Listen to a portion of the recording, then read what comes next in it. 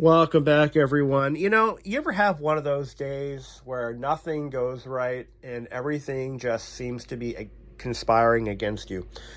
This radio is the equivalent of that, but for a radio. I've done about 38 radio restorations for Miata owners, and this one right here, this is the one. This radio has given me the most problems out of any radio I've ever worked on, and most of it isn't the radio's fault. It's just everything else.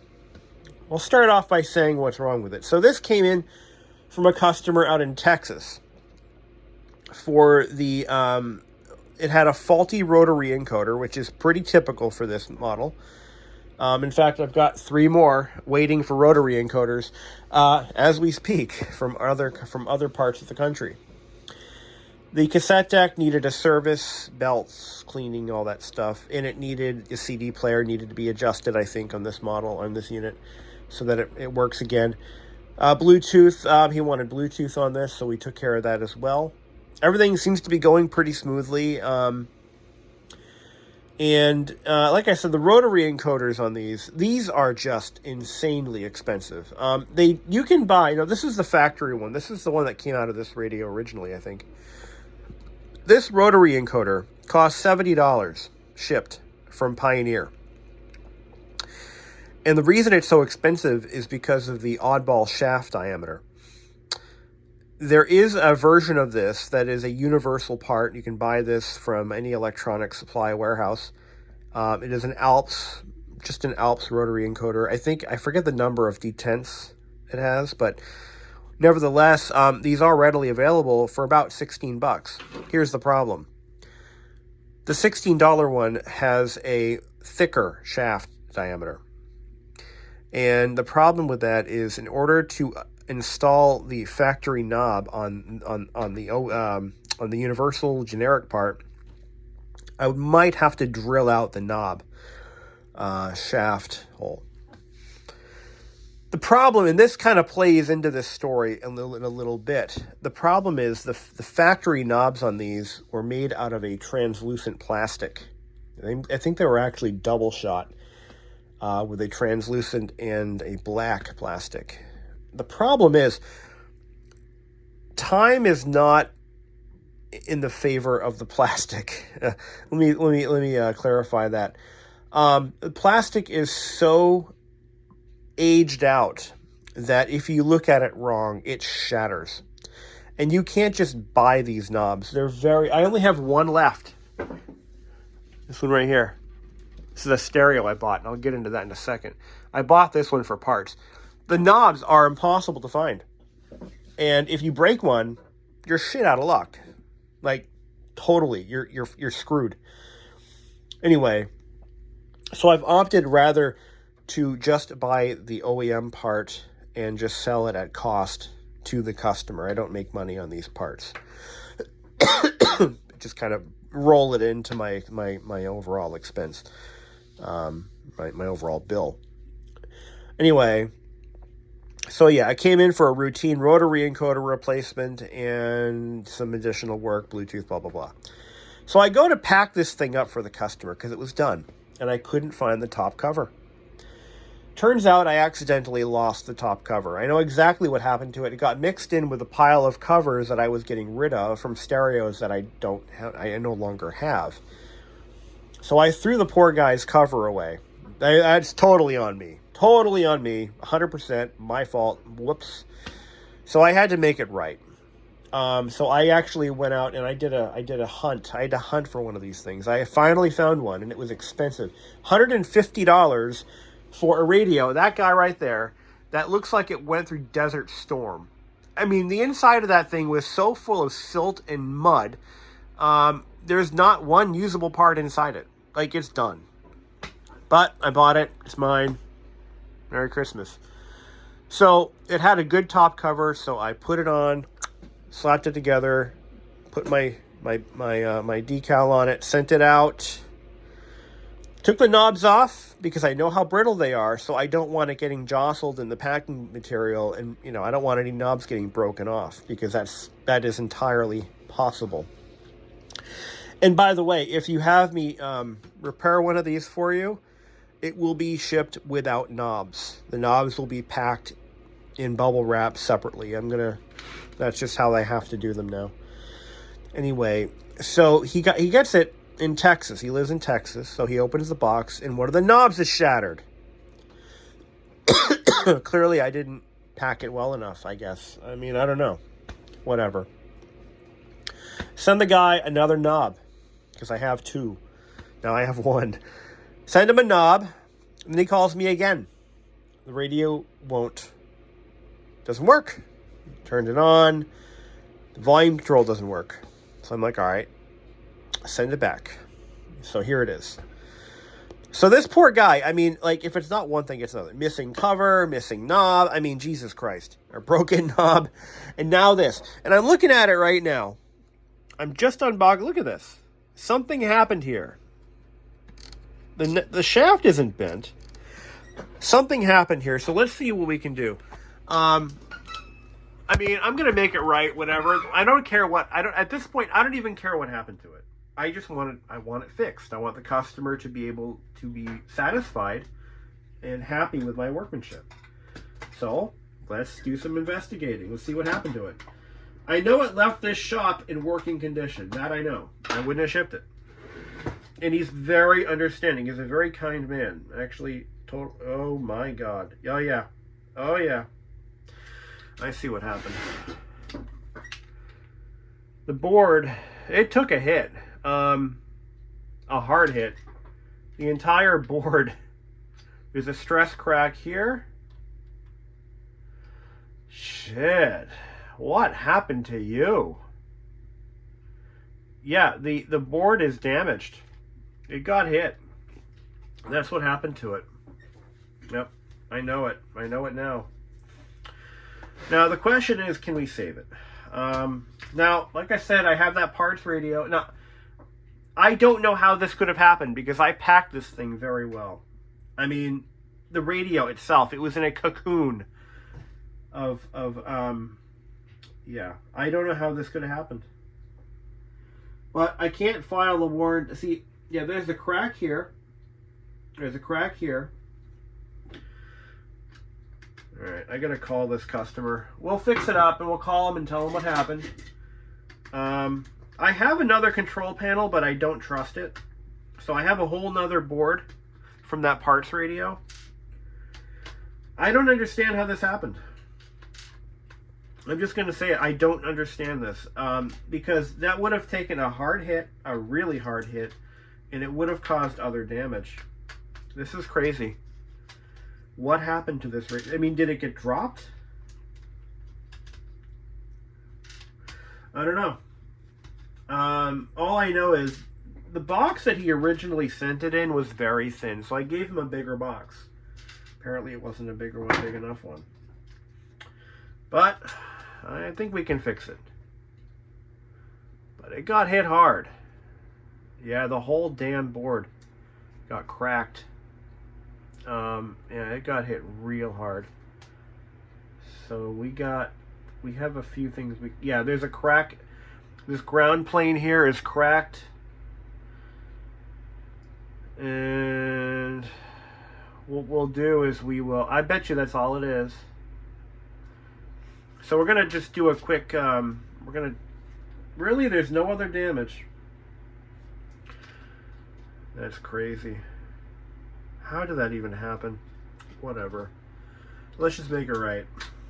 All right. First of all, we need to figure out where the cracks are. So it doesn't even respond at all. There's no response at all. I have theories as to what could have happened, but they're only theories, and I won't express them right now. But let's just do what we got to do, right? So, yep. Okay, here we go. All right. Okay, that's good.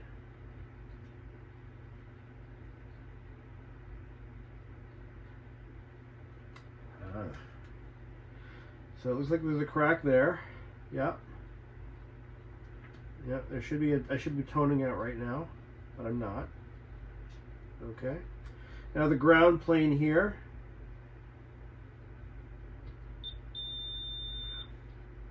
There's a crack there. But right here, there's some separation. So, like I said, the radio turns on. It looks like it wants to work, but there's no response from the rotary encoder at all. And the reason I ship these without knobs is because the knob, it sticks out quite a bit. And if there's any hard hit in either direction, there's a possibility that either the knob could easily break free from its hub, or you could wind up with what we have here. A severely damaged board. Holy shit. Well, I'm not replacing the board. That's for damn sure. Well, not only that, but the one I do have that I could possibly use as a donor, it's, yeah. So I gotta scrape away some of the solder mask. And we're gonna just kind of bridge a few things here. Scrape that away. There we go. This should be an easy fix. And then we'll just pack it, and hopefully the poor guy has better luck next time, huh? All right. You know, the thing is, and as a business owner, you got to look at things a little differently. You know, you've got to realize that, number one, your customer is the most important thing right now. Whatever you can do to make them happy within reason, that is your goal. That is my goal. And I have no reason to think that this guy dropped this thing on his garage floor and is lying about it. I know what you're thinking. I have no reason to think that. He seems like a decent guy. And, you know, I don't think he would do that. So I got to look at it the other way. Maybe it got damaged in shipment. I think that's more likely. So it definitely got hit, though. One way or the other, it got hit pretty hard. But the good news is we know what the problem is. Like, when I was in the time leading up to receiving this shipment, I was kind of fretting over it. Like, what happened? Is it my workmanship? Did I do something wrong? Did I screw it up? You know, is this something I did? What could I have done differently? You know, like, where did I go wrong? And now I know it's nothing I did. And like I said, I know I packed it well. But I have to just assume that I just didn't pack it well enough the first time around, you know? I just have to. I have to think like that, you know? But we get some rework wire. A little bit of jumper there. And we're just gonna jump it to this resistor. Like so. And then what we'll do is we'll do another measurement. We're going to try to measure it through the resistor. Make sure that these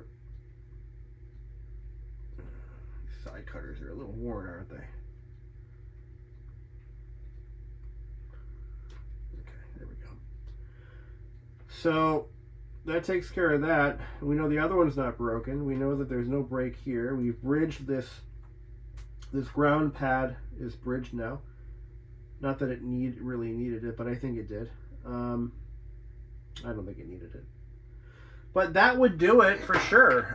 That would certainly cause the problem that we're seeing. All right, so let's put it back together. I'm going to just stick this on. Yeah, it's a little off kilter.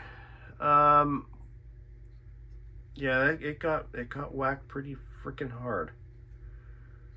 And here I am the one preaching, you know, pack your radios well. That's my thing, you know.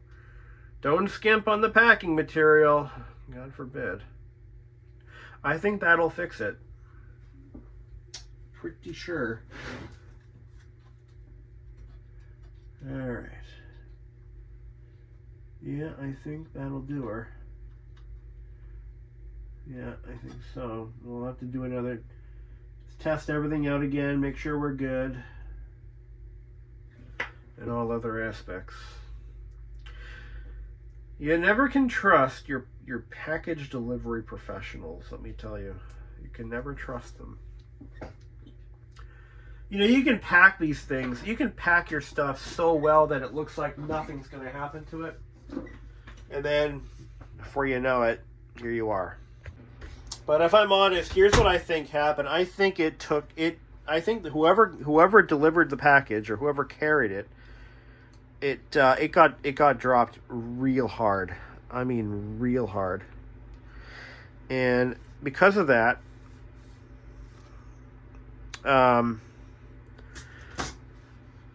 it not only broke the knob. Now this thing, I'm telling you, it was packed pretty freaking well. I pride myself on packaging.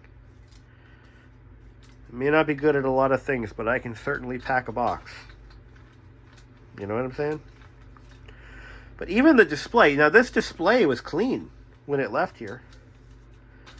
Like, what happened? What happened to you? Who hurt you? Anyway. Right. Put it back together. Who hurt you? You know what I'm saying? Put it back together again. No, I don't think the customer's trying to pull one over on my eyes. I really don't. I would never suspect that. Unless I had a good reason to. See, I've had issues with shipping before, you know, where even stuff that was packed like to the nines, it just didn't make it. And this is one of those cases where it just further emphasizes why we do what we do, or why I recommend they get packed a certain way. And I followed my own rule of thumb, 3 to 4 inches of packing material on all sides, and it still wasn't good enough. You know, and then again, I had a package delivered. I had three stereos sent to me from a gentleman who is reputable. There was no packing material, there was no bubble wrap, there was nothing. They were packed tightly in boxes and shipped to me without any real cushioning at all. And they all survived. The only problem is one of the volume knobs got shattered. And by the way, volume knobs for the Mazda Sensory Sound System 1, the Pioneer MSSSS 1, those volume knobs are impossible to find because they're the ones that always get broken off. Really a crying shame, actually. Well, we'll just lick our wounds. I'll eat another shipping charge. I think we fixed it. I think that'll fix it. And we'll put it back together again. Put Humpty Dumpty back together again. Now, what concerns me is if it took that kind of hit, chances are there's going to be other problems. So we need to thoroughly test this unit and make sure that isn't the case. Let's see what we got. So it turns on. Hey, we fixed it. Volume switch now works. Look at that. That's all it was. Cracked board from shipping damage. Hey, here I was thinking all this time that it was me. It was my workmanship. I didn't do my job. I screwed up. But I have to stop thinking that way. I have to start thinking that maybe there's outside forces that also have an effect. So I'm going to fully test this unit. I'm going to call the customer and say, sir, your radio is fixed. I'll send it out to you as soon as I can at my expense because I care about my customers and I want them to be happy. But if it comes back to me again with the same issue, I'm going to know that there's something going on between here and Texas. I don't think that's going to happen. No, we'll be all right. What a shame, though. I mean, I feel bad for the poor guy. I know he's just like any other Miata owner. He just wants to get in and drive, right? And he lives in Texas, so, I mean, the weather's nice, right? Up here, it's like 40 degrees and sunny. Definitely not Miata weather. But yeah, I was worried about this one. I'm like, oh my God, like what did I, and one of the things that this is where my mind was going. When he told me what was wrong, my first thought was the rotary encoder was bad. No, it wasn't that. Let me do some testing. I'll get it all squared away. All right, I just completed my testing, and I have to put this little piece back in there. I almost forgot to do that. Just finished testing the radio out, and everything's good to go. And I just got off the phone with a customer. I explained what happened. Told them that these things happen. Shipment damage is a thing. That's unfortunately the world we live in. I'm glad it wasn't worse. I'm glad it didn't damage, the cassette or CD mechanism, because they're very delicate mechanisms to begin with. When you start playing football with them, things get a little hairy. So he was more than understanding. He's like, do I owe you anything else? I'm like, absolutely not. And the thing is, how you handle a situation like that can make or break your business. I mean, I could have said, you know what, you owe me for shipping, you owe me for my I could have gone off, I could have, don't do that. Even if the guy literally dropped it in his garage, and I just want to be clear, if you're watching this, I don't believe that at all, because there would be other damage. But even if that were the case, I would be more than understanding. I mean, shit happens. And you know what? But as for this poor customer, I mean, this radio's been through a lot, and that customer's been through quite a bit himself, just waiting for all this. So he's all happy. I talked to him. He understands. He's happy that I was able to do it, and he's glad that it's fixed. So we'll get him a better box. That box is crap. Get him a better box, and we'll get it shipped off. All these boxes are for customer radios that are waiting to be sent back. I'm telling you,